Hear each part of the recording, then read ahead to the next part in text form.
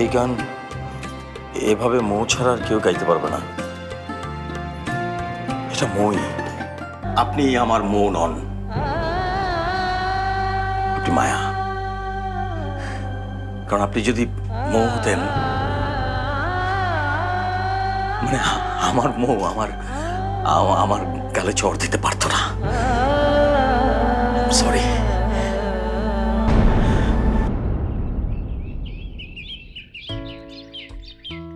দাও ঘড়িটা প্লিজ। ওহো, আজ অনেক বেশি দেরি হয়ে গেল অফিসের জন্য। আর কখনো মনে ওয়ার্কে যাব না।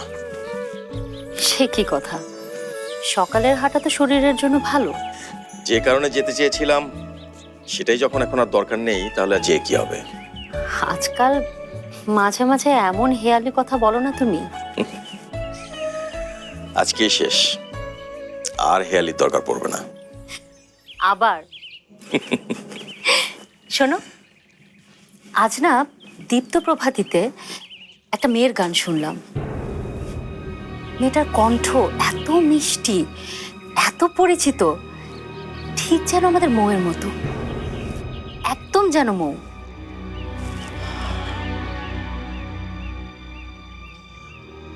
স্বামী,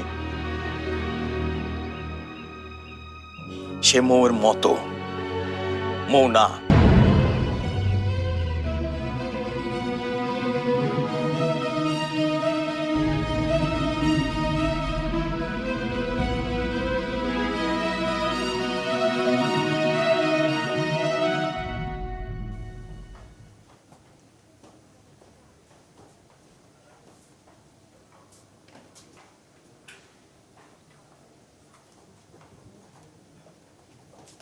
May I come in, sir? Yes, come in.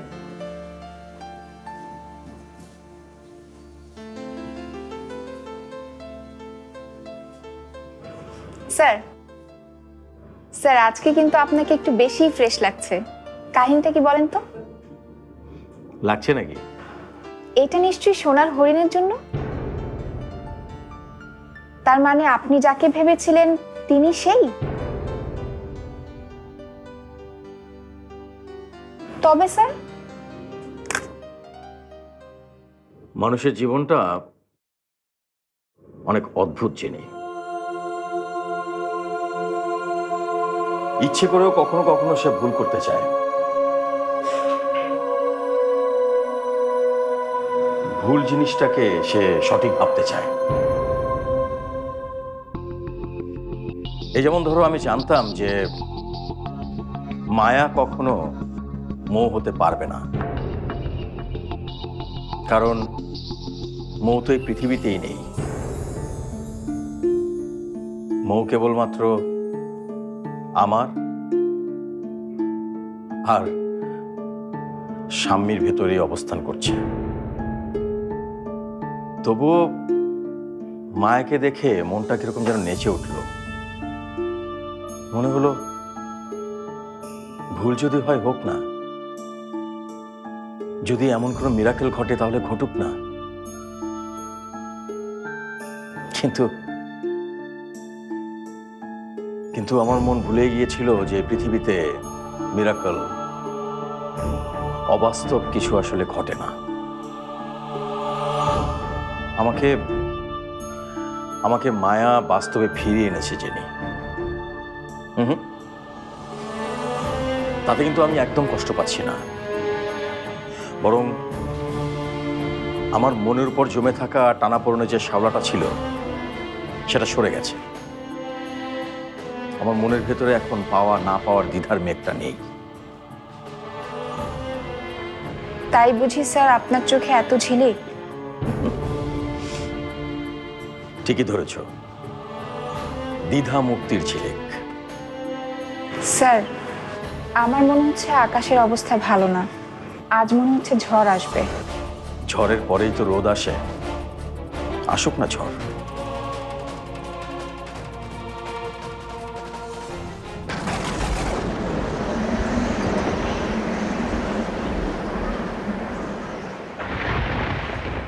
নতুন বউ, এই বর্ষন্ধায় আকাশ ভেঙে মেঘ আসতেছে, তুফান আসতেছে। আমি যাই ছাদের থেকে তাড়াতাড়ি কাপড়গুলি নিয়ে আসি। আমি জানলাগুলো বন্ধ করে দিচ্ছি, তুমি চুলো বন্ধ করেছো চাচা? হ্যাঁ, আমি সব ঠিক বন্ধ করছি।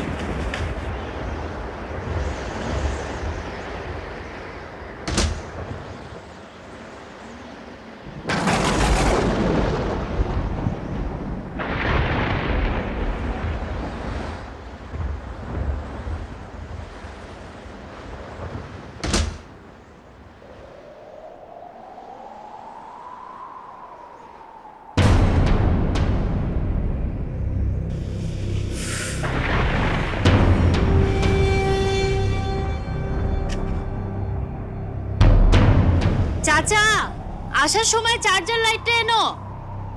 আচ্ছা, নিয়ে আসতেছি।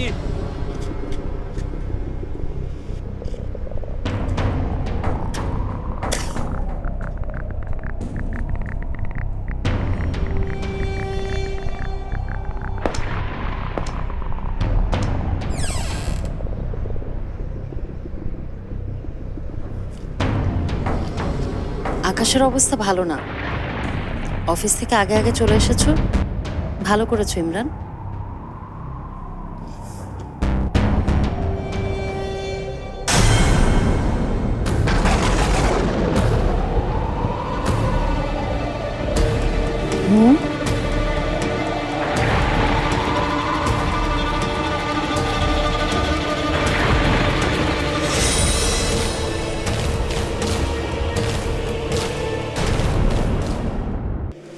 মৌ,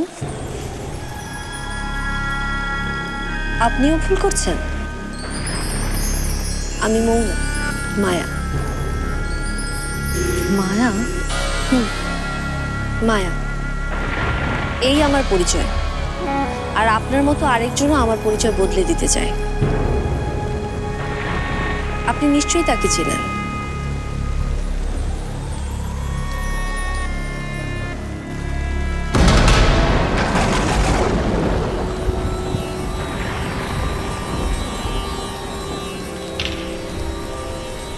ইমরান?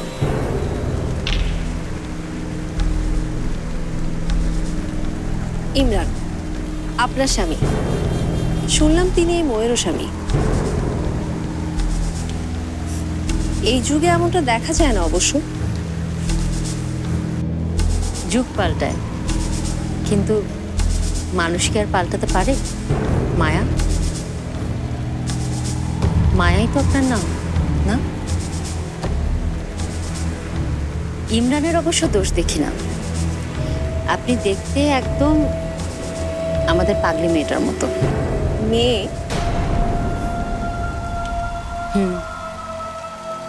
এবারের মেয়ে। যে কয়টা মানুষ আমার আর ইমরানের জীবন আনন্দে ভরিয়ে দিতে চেয়েছিল, মৌ তাদেরই একজন। সতীন তাহলে সতীনের জীবন ভরিয়ে তুলতে পারে? সতীন পারে কিনা জানি না, বোন পারে। মৌ যে আমার বোন ছিল। এত ভালোবাসা? ভালোবাসা কি জানি। আমি কি আমার চোখকে ভালোবাসি, আমার হাতকে? জানি না, শুধু জানি এগুলো আমার জীবনেরই অংশ। মৌ তেমনই আমার জীবনের অংশ। আমার একটা চোখ। অন্য চোখটা নিশ্চয়ই ইমরান।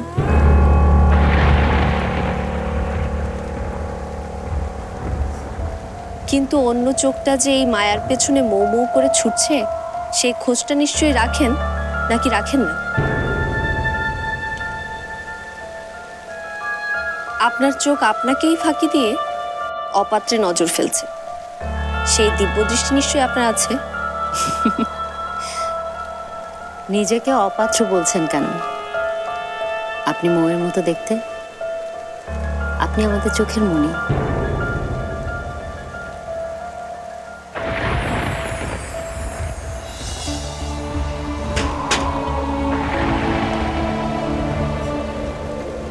মৌয়ের প্রতি আপনাদের টান দেখে সত্যি অবাক হলাম। মা বলতেন পৃথিবীতে সম্পর্কের এই টানটুকুর জন্যেই মানুষের বেঁচে থাকা। আর যদি সেই সম্পর্কটাই সত্যি সত্যি আবার আপনাদের সামনে চলে আসে, যে মৌ মিলিয়ে গেছে সেই মৌ যদি আবার আপনার আর ইমরানের মাঝখানে মধ্যবর্তিনী হয়ে আসে, তখন এই টানটা আগের মতো থাকবে তো?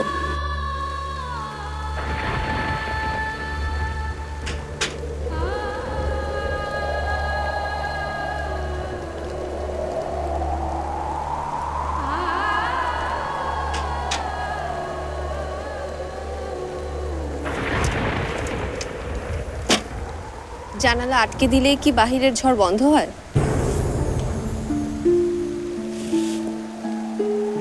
ঝড় উম্মা, সে জানে না ঘর তার ঠিকানা না। কোনো এক দিগন্তে নিঃশেষ হওয়াই তার পরিণতি।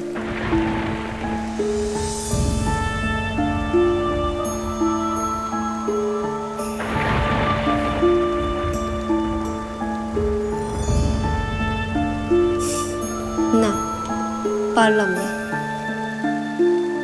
এসেছিলাম আপনার কাছে ইমরান সাহেবের নামে অভিযোগ করতে, বলতে এসেছিলাম লাগাম টেনে ধরতে, কিন্তু পারলাম না। আপনার ভালোবাসার জোরের কাছে আমার অভিযোগের জোয়ার ভেসে গেল। ইমরান সাহেবের অনেক ভাগ্য, উনি আপনার মতো একজনকে সাথে পেয়েছেন। চা খাবেন তো? এসেছিলাম অভিযোগ করতে, তা তো আর করা হলো না। আমি যাই। দেখলেন তো, আমি যাবার কথা বলার সাথে সাথে আলো ফিরে এলো। আমি ছিলাম বলে বাড়িটা অন্ধকারে ডুবেছিল।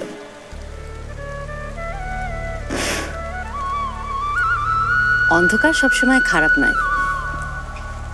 মাঝে মাঝে অন্ধকারে এমন কিছু দেখা যায় যা আলো দেখাতে পারে না। আমি মায়া, মায়ায় নতুন কিছু দেখা নেই। আসি। শুনুন, আপনি চান বা না চান, এই অন্ধকারে আমি আপনার নতুন কিছু দেখেছি মায়া। কি? আপনি তো অভিযোগ করতে আসেননি মায়া, আপনি এসেছেন মৌকে জানতে। মৌকে জানতে চাইলে বাড়ির এখান থেকে চলে গেলে তো হবে না। আসুন আমার সাথে, আসুন। অনেকদিন পর এক শান্তির বৃষ্টি এলো না। ঘরের এই এক বড় গুণ, যাবার সময় বৃষ্টি উপহার দিয়ে যায়। মায়ার জন্য চা খাওয়াবে না চাচা?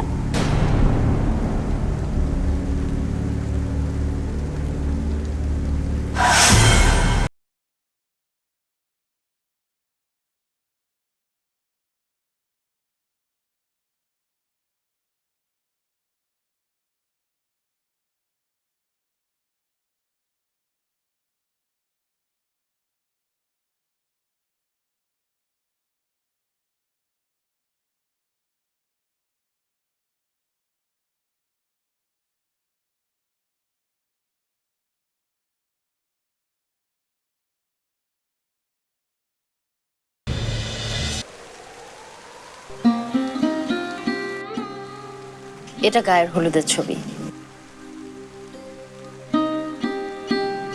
একদম আমার মতো দেখতে। তাহলেই বোঝেন ইমরানকে কি দোষ দেয়া যায়। এটা বিয়ের দিনের ওই যে গায়ের হলুদের ছবিটা দেখলেন, সেদিন কি যে সুন্দর করে গান গেয়েছিল মৌ, সবাই হাততালি দিয়ে। মৌ গানও গাইতো? আপনিও গান বুঝি? গানের জন্য তো সব ছেড়ে আবার দেশে আসলাম আপা। কি কি হলো? আমি আসলে বুঝতে পারিনি। আমি কি কিছু খারাপ? একদম মৌয়ের মতো করে আপা বললে তুমি। মনে হলো সেই এসে ডাকলো। থাক এসব কথা,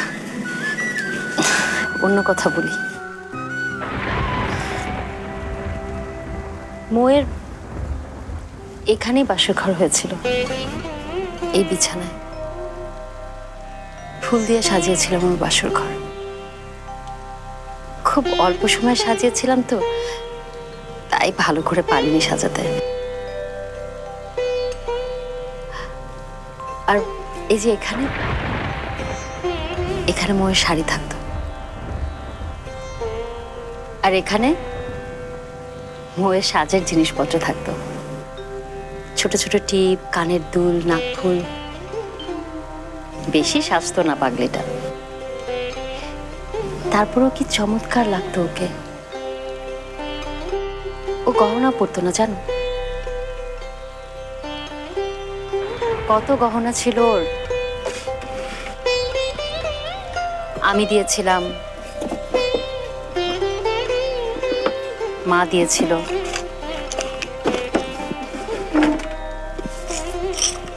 এই যে এখানে সব গহনা আছে। এই হারটা মা দিয়েছিল, আর এই বালাজোড়াও।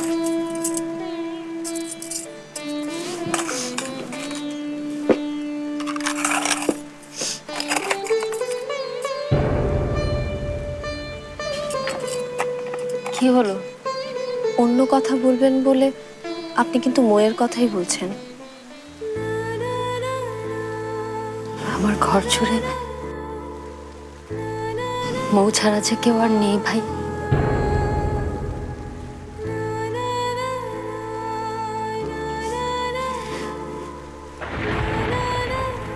ওই যে ছবিটা দেখছো, মৌয়ের ছবি, ওটা তো শুধুমাত্র একটা ছবি। এই ঘরের প্রতিটা কোণায় মৌ আছে।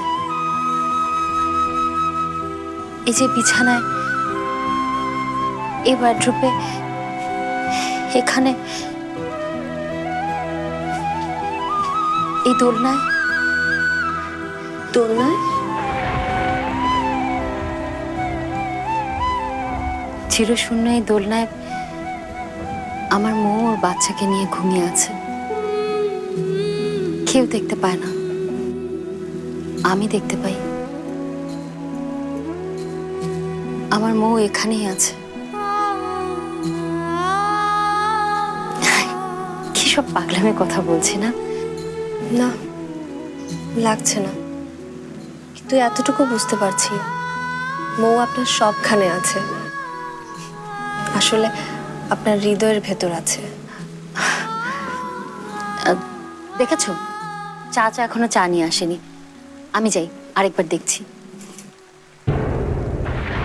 যাকে চোখে দেখেনি মানুষ কি তাকে ঈর্ষা করতে পারে?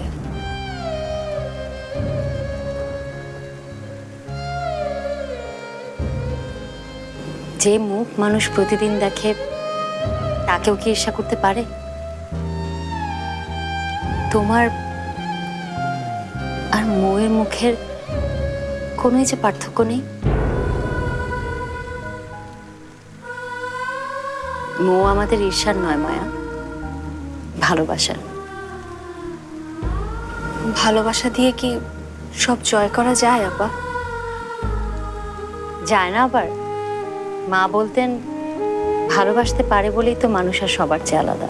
নতুন বউ, এসো চাচা। চাচা দেখো, ও একেবারে আমাদের মৌয়ের মতো না দেখতে? একজনের মতো কি আরেকজন হয়? না হয় ভালো।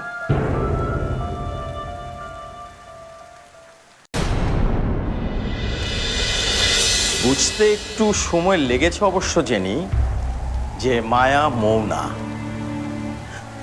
মৌ আসলে আর কখনোই আমার জীবনে ফিরে আসবে না, এটা আমি বুঝতে পেরেছি। তাই মায়ার কোনো গুরুত্ব আমার কাছে নেই। শাম্মী, তুই একজন বুদ্ধিমতী মেয়ে। তোর প্রত্যেকটা কথা, কাজে ধীর স্থিতি খুঁজে পাই।